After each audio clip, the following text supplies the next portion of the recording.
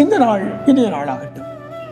ஆண்டவராக இயேசு கிறிஸ்துவின் அடுத்த மாதிரி என்னவென்று சொன்னால் மனத்தாழ்மை.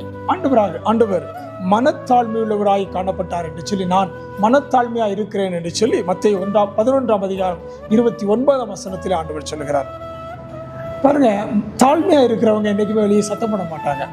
குறைகுடம் கூத்தாடும், நிறைகுடம் தழும்பாது என்று சொல்லுவாங்க, சத்தம் வராது என்று சொல்லுவாங்க.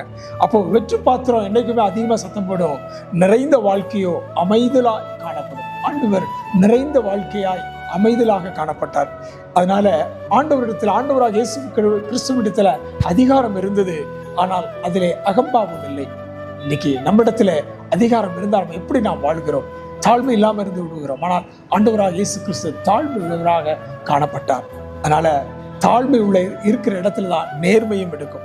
ஆகவே அந்த இடத்துல தேவ வல்லமையும் இருக்கும். பிரியமானவர்களே, தேவ வல்லமை நீங்கள் பெற்றுக்கொள்ளணுமா? தாழ்மையாக இருந்து பாருங்கள். God bless you. New Beginning Ministries.